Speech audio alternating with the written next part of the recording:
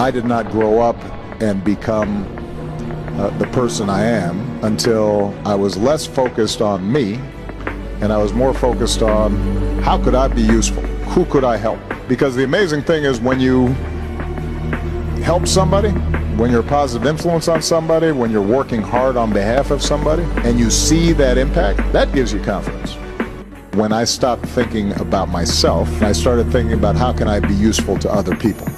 I did not grow up and become the person I am until I was less focused on me and I was more focused on how could I be useful? Who could I help? Because the amazing thing is when you help somebody, when you're a positive influence on somebody, when you're working hard on behalf of somebody, and you see that impact, that gives you confidence.